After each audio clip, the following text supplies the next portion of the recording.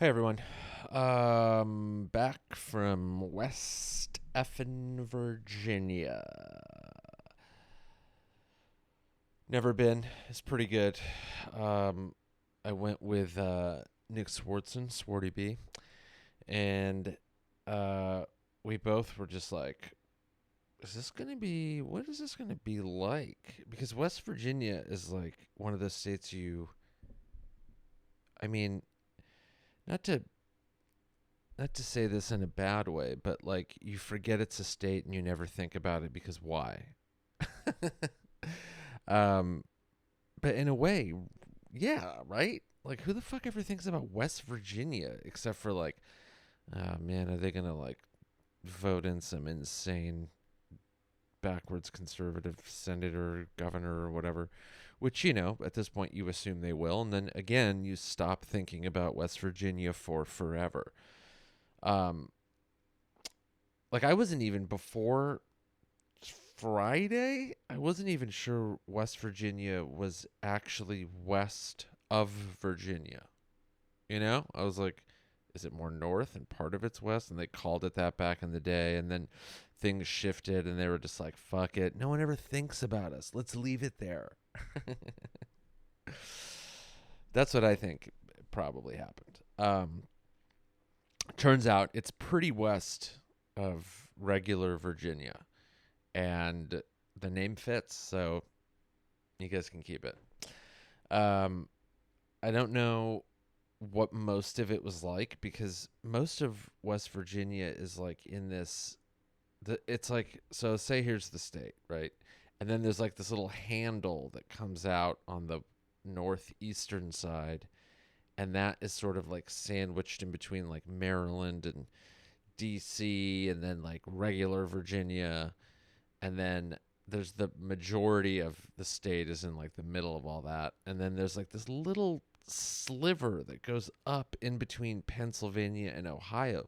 So those two areas are like, you might as well be one might as well be like Maryland, suburb of DC, and then that little sliver might as well be like Ohio, Pennsylvania. And then the rest of it's apparently just like mountains and rednecks, I guess, is always my fear whenever I go to some state or whatever city in the South that I've never been to. I'm just like, it's pickup trucks, Confederate flags, and get that minority or whatever. But turns out parts of Maryland are like that too. um, the show was good though. It was what helps when you like if I went to do that show, it would have just been like 80-year-olds and not many of them, and then a couple of people who are like, I vaguely know who that guy is. But I did a theater with Swartzen, and he has a lot of fans. So it was mostly his fans. So it ended up feeling like a great show, and it wasn't like, you know, super old. But one of the funniest things that we heard when we were at the theater in the casino um, was the people that like run the operation were like, yeah, it's just like, these crowds are still a little older and not as like, like rowdy and all that stuff. It's like it's fine. Like everyone did great, and it like I know it felt maybe a little different than your average show, but like this was one of our best reaction wise, one of our best shows. Then the guy says, "Look, we have country bands that come in and they feel kind of the same thing. Like, are these crowds like not really into it? They're like, no, this is just how everyone responds to everything in this area." And then they have to tell them, these country bands, they say we have to tell them to tell the crowds to get up and dance and have a good time. What? Do they not know that that's just allowed? I mean, we were like trying not to laugh, but then the stage manager guy or whatever kind of laughed, and we were like, that's fucking crazy. And he's like, yeah, well, what can you do? So it was a quick, like, one show in and out. Um, and then I drove back from from the gig straight to New York City. And what's funny about driving in the East Coast versus like the West, or really kind of anywhere else, is you don't feel the transition between states. And on the West Coast and all that stuff, there isn't a transition between states. It's like forever, and then you see a sign, you're like, okay, I'm not in this fucking state anymore. Oh, Jesus Christ. I hate these headphones. I'm so sorry. I fucking hate them.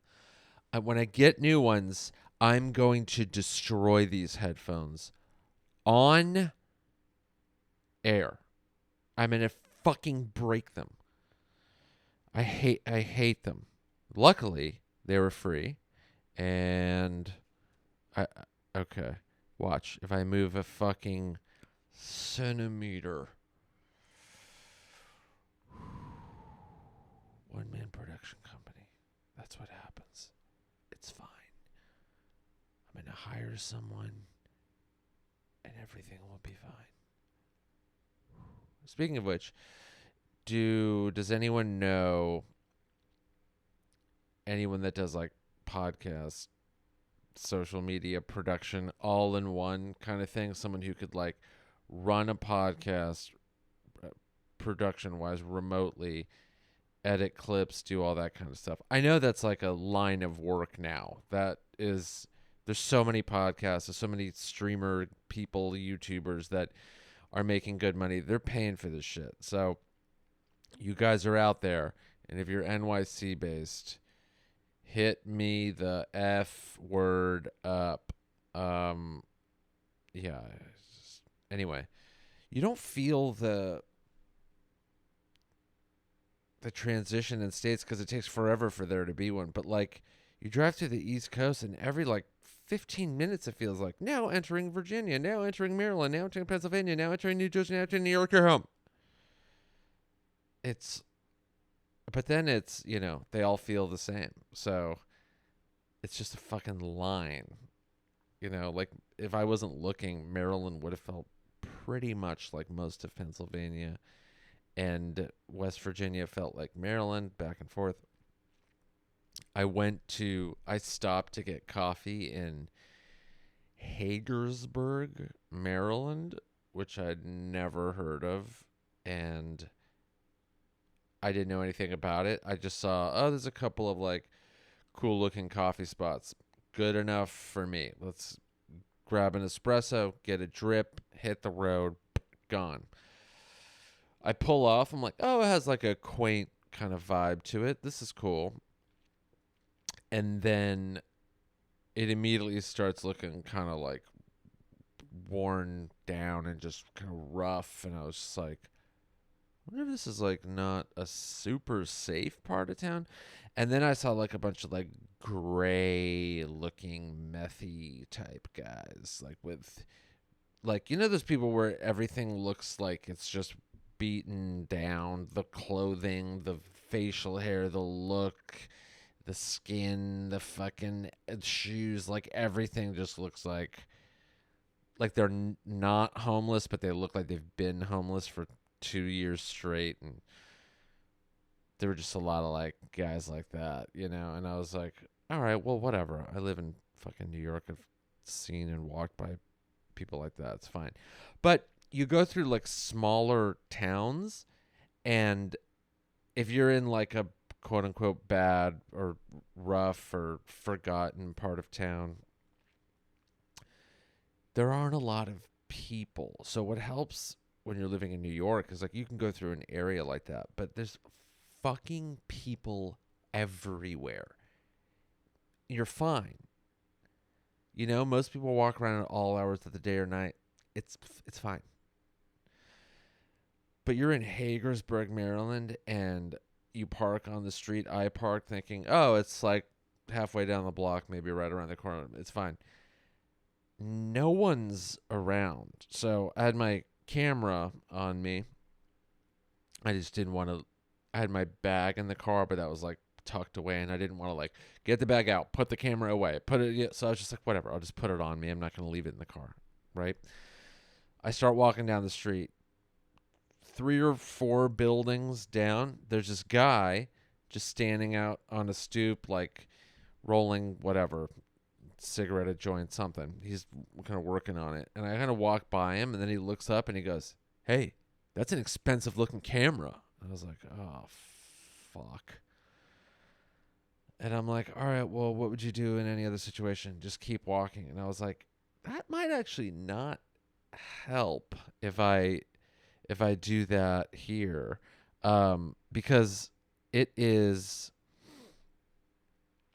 just me, and it was kind of weird. I hadn't really felt like that nervous about being somewhere by myself, and like, I mean, a long time. Probably the last time I was in another small town where I was like, "There's no one here to help if the shit hits the fan," and it looked like it might hit the fan, and as I was continuing to walk, I see these other 2 dudes. One was on like a scooter and the other was on a skateboard, and they had that gray, methy sort of like, look. They heard that guy say that, and they also had passed me by this point, and then they turned around and started coming back, and they were like doing that, like kind of looking, and then the guy had stopped rolling his joint, and he was just like watching me, and the other 2 guys were coming down. I was like, dude, I got to get to the corner of the street, and I have to hope that there are just people,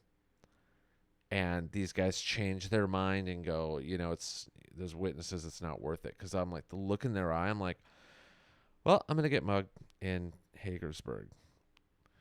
Which would have been the last place anyone would have guessed if I'm like, oh, guys, I got mugged the other day. Like, oh, Brooklyn, obviously. No. Oh, well, Manhattan. Oh, well, you were like in a bad part of, Queens, or no. Oh, well, none of those places. Where would be like the 4th place I'd guess? Oh, you know where it must have been? Hagersburg, Maryland. No one would say that. And no one would have thought that, probably, because no one's ever heard of it until probably right now. And if you live there. So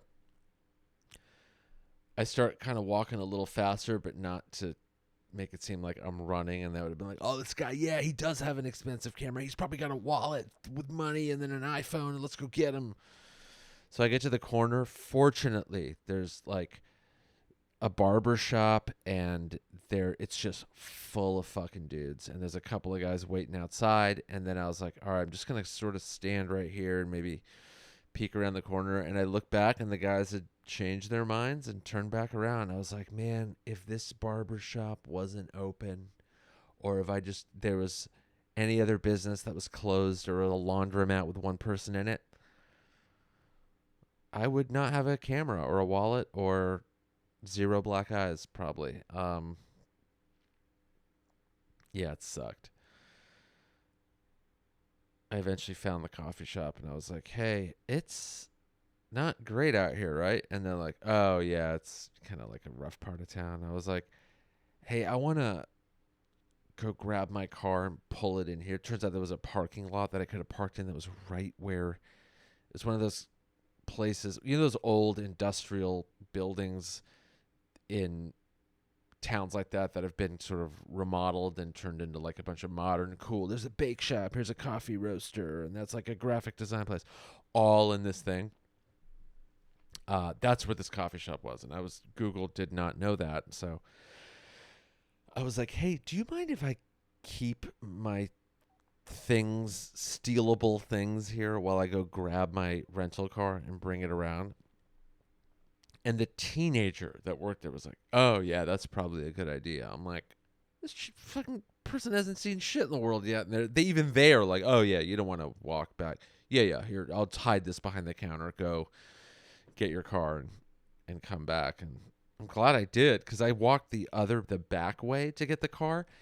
3 dudes sitting in an alley smoking crack openly. And I was kind of not worried about walking by them. I was like, well, they already got what they want, and they seem like they're having a good time, so I'll walk right by them. And I look over, and there's some homeless guy just kind of standing there, just shaking back and forth, just 1,000-yard stare. And I was like, I could walk by him, and it could be nothing, Or I'll walk by him and he's going to be like, you did this to me, you know, and then he like comes after me. And honestly, I'm like, if I have to defend myself, I will. But I'm like, with people that just don't have anything to lose and also might have some fucking blood covered knife on it or whatever, it's just not worth it. So I kind of looked at, I'm like, three crackheads smoking, having a great time, 1,000-yard stare homeless guy. Let's go crackheads. I walk by him. One of them kind of looks over and double takes and is like, this guy's clearly not from here. I'm wearing a button down shirt, button up, cardigan, and no, this guy's not from here. And then he decides, you know what? That's not as important as this pipe that's making its way around the pass circle. And then he's like, oh, I also have to laugh at my friend who's talking at a brick wall right now. And then they went back to that, and I just went, doot, doot, doot, doot, doot, and, went right by and got the car, brought it around, got the coffee. And I was just like, please don't let these people have congregated around this parking lot now. And they hadn't. Some other guy walked around, and he had like his daughter with him or whatever. And I was like, okay, cool. Thank God there's a bake shop here or somewhere in that building. Never saw it. And then I just got my coffee, got in the car, and got the fuck out of there. And it just reminded me as I was driving out, I was like, man, there are so many news stories to so many people right now talking about how dangerous LA is, how dangerous New York is. Oh man, we're not going to go there. Whoa, we're going to get mugged and this and that. First of all, I live in both of those cities, and you're fine. There's crime everywhere to some degree. New York is so much safer than people make it out to be. Yes, there are probably bad parts of town that you might not want to walk through, maybe during the day or at night. That's not mostly where you would go to if you're going to spend some time in the city. That's not where it's at. And Los Angeles, same thing. You'd have to drive to those parts of town usually, or those streets in other parts of town where you're like, oh, there's a bunch of homeless encampments, or like this is, there's gangs in this part of Highland Park still, or wherever, downtown near Skid Row. Like, you're fine. It's smaller towns that have maybe sort of a rough part of town where you're like, if you're not from there and you turn a corner and like, if that happens in New York, luckily there's 10,000 people around. I'm probably going to be fine. Turn around or walk through. Smaller towns like this, dude, there's nobody sometimes. It's just those few people and you, and that's it. So, point being, it can happen anywhere. And sometimes the smaller towns with less people to sort of warn everyone, like, hey, it's not worth it. It's not the case. That's why I always like see almost interactions happening on subways, and then I'm like, most people don't want to deal with it. Like when you see like a crowd of people leaving a subway stop, going up the stairs, and then people coming down, the herd just shifts itself. Everyone will move over if one guy is coming down the stairs, because in your mind, that's how it works, and you just do it. And you also have it in the back of your mind that it's New York City. There's probably going to be someone crazier than you, or angrier than you, or more ready to fight for no reason than you. So you just automatically, subconsciously, you go, it's not worth it. I'm just going to do the thing I'm supposed to do, which is walk on the right side and let the one guy or however many guys come down. If someone's yelling or playing loud music on the subway car, you're not like, hey, I'm taking a stand. Don't do that. You automatically just go, let's just go to the other side of the subway car. It's literally not worth it. There are too many people around, too many variables. It's not worth it. Unless someone's actively doing something like, aggressive, you see people step in and go, hey, whoa, But for the most part, no one does, because it's not worth it. There's too many people. Everyone keeps to themselves. And that's the reality of it. So we were talking to some people in West Virginia, and they were like, oh, New York, damn, what about the crime? What about that? We're like, And then they say, "Oh, I'd never go to LA. It's dangerous and this and that." And I knew from the moment they said it, because it's like this almost every time, they've never been. Oh, the crime. When was the last time you were there? Oh, I haven't been there, but my friend was there once. Okay, good. I'm glad you fucking did your scientific research on this. My friend was there once. And I'll tell you another thing. A lot of people say I lived in LA. It was usually Riverside, somewhere in San Bernardino, Long Beach, Orange County. You just don't know what people even fucking mean when they say I went to LA or I was in New York, and their experience is a sliver, and there are more experiences out there that generally will completely cancel out or just negate the one bad experience that is more fun to talk about usually for people. Oh, I heard it was that. You're never going to hear like, "Oh, I heard it was actually just fine and they had a good time." That's not a conversation. That's not gossipy. That's not like, "Oh, what's going to happen at the end of this story?" Most of LA is fine. I grew up there, lived there my whole life pretty much.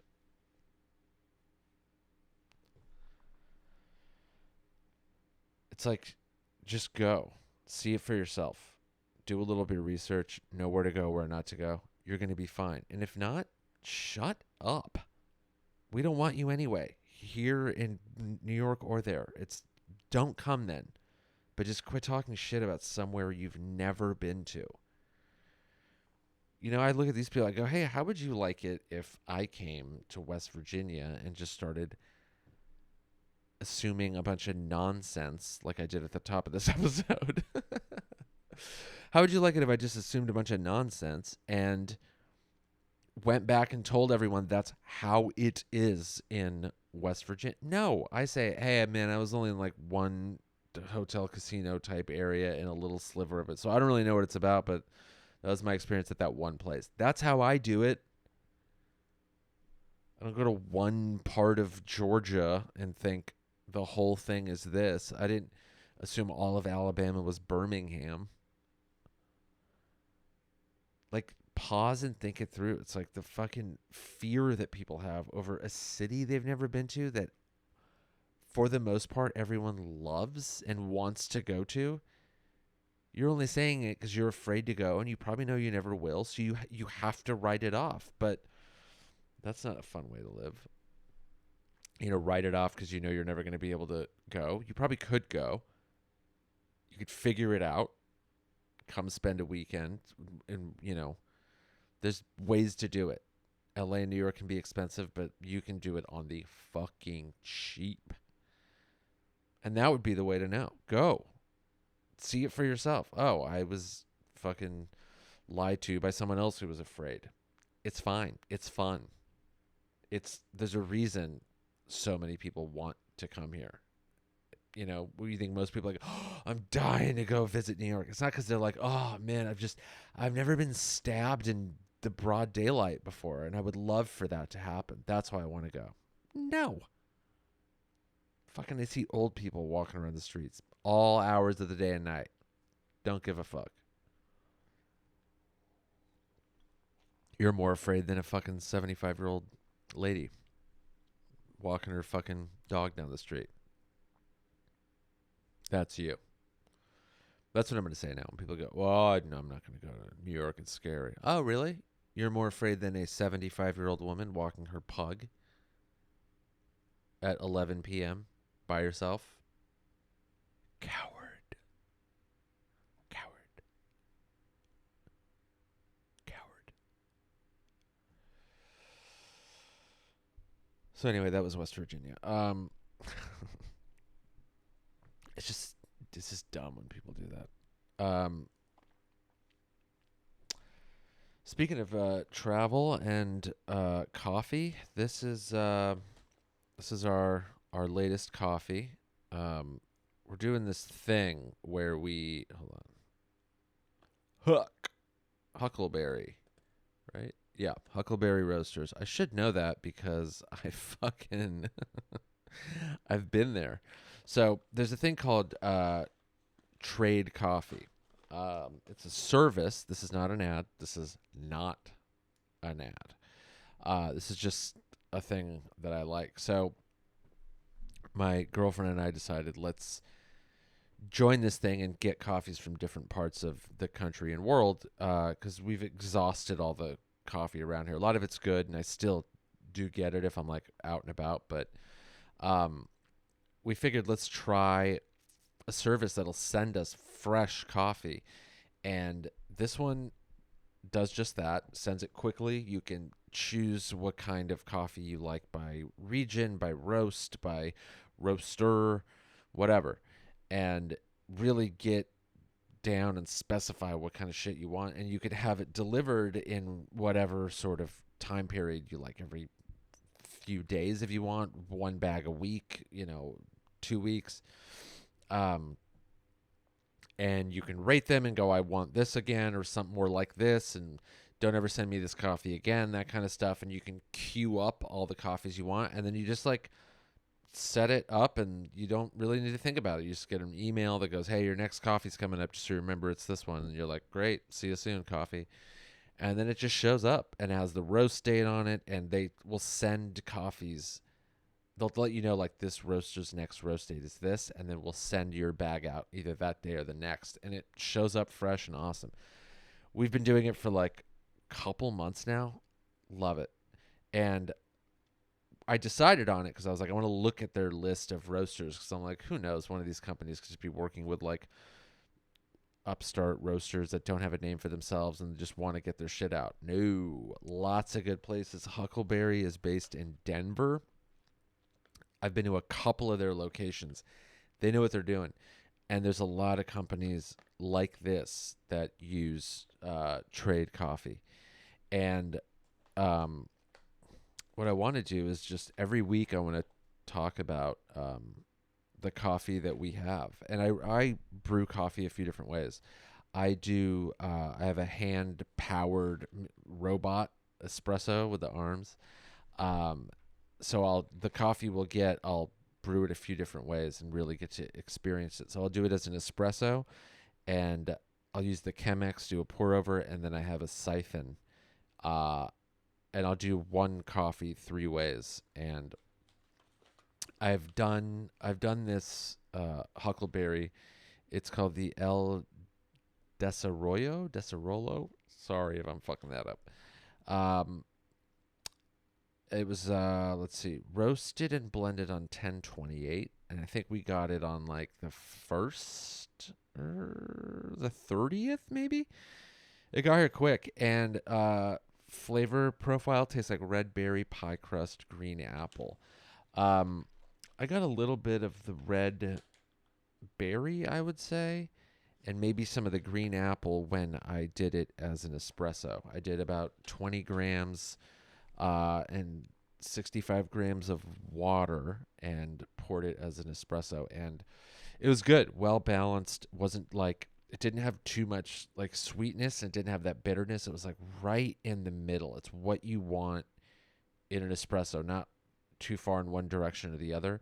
And it had a good smooth finish.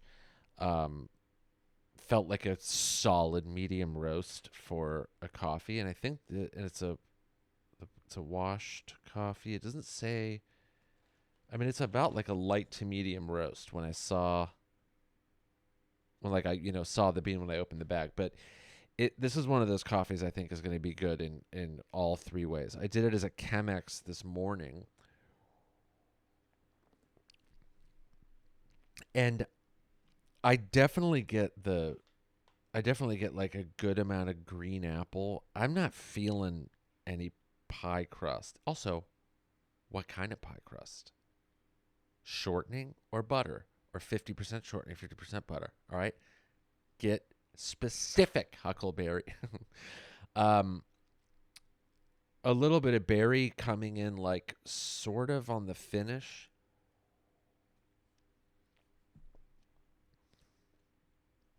The apple's more present than anything, and that turns a lot of people off with lighter roast coffee. Like, if you don't like what sort of feels like a green apple or sort of like Meyer lemon kind of thing, don't start with really light roasted coffees. I can tell you that. If that's going to maybe put you off, that where they're approaching sort of kind of tea like. I love that roast level. I love ultra light roast, one crack coffee. That's great for me. Um, but that light to medium, where you're getting a little bit more of that sort of pie crust and um, nutty, chocolatey type thing. I like a little bit of that in there. Honestly, you can kind of drink more of it. You don't really. It doesn't kind of become overwhelming with the, you know, tea like, berry like, lemon like twist. And when I say lemon, I don't mean sour. I just mean like there's a little bit of that essence in there, I guess. Um, but this is a good mid level, kind of light to medium roast coffee. If you want to just throw it in a drip coffee machine, if that's what you're using, I would I would try this. Um, I'm liking it on the Chemex, and I really liked it on espresso. This would be one I'd get again. You can always do that too. Is um, say I want this again, or like right away, like skip my next one, send this one again. I have a drink coffee trade coffee promo code thing, not because this is an ad, just because they sent me one. It's just as a consumer. Um, so I think I can share that with people, and then you get like a free bag, and maybe I do too. I don't know. But if you're a Patreon subscriber, hit me up and I'll give it to you. Um, Patreon only. So also new. There's going to be new little bits of merch coming for Patreon subscribers. So if you're there, perk coming your way.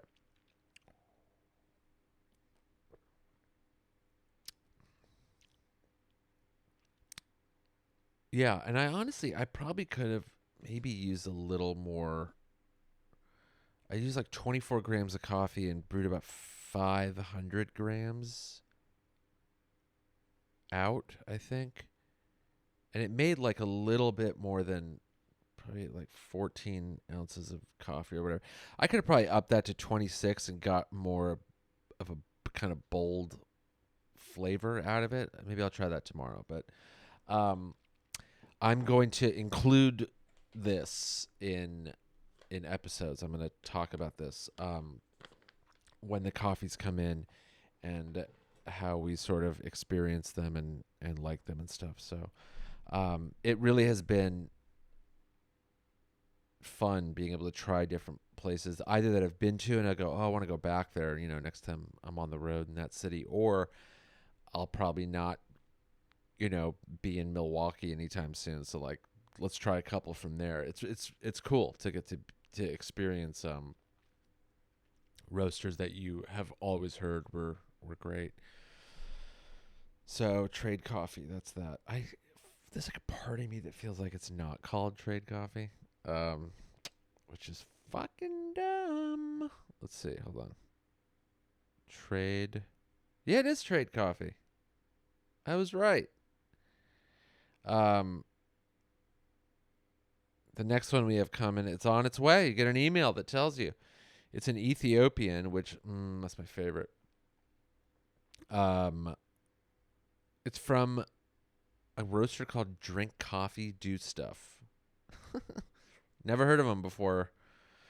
I think yesterday. So that'll be interesting, and I'll try it a couple different ways, and I'll let you know what I think of it. And if there's another Patreon only, if you have been wondering about a coffee, if you look on the list on Trade Coffee, if you've been wondering about one, let me know. And I'll have it be our next coffee. I'll just order it and make it and try it out and let you know. Um, if you don't want to commit to the thing yet, but I'm liking it. I will. Where am I going to be soon? I will be in. Should have done this at the top of the show, but whatever. If you live in Manchester, New Hampshire, or somewhere around there. I've never been there, but it's I'm doing a one night only at the Ruby Room, November 9th, and I can cross New Hampshire off my states I haven't played yet. I just crossed West Virginia off, so that's 2 in a week, dude. So November 9th, Ruby Room, New Hampshire, and then November 16th through 19th, San Francisco Punchline. Come to those. I love doing the Punchline once a year. It's one of my favorite clubs. It's one of the best. I'll be doing a bunch of new material. I'm going to be getting a new hour together. I'm going to start working stuff out, so I'm looking forward to that. And then I'll have some more road dates up on the site as they get finalized. So that's that, ladies and gents, and everything on either end of that.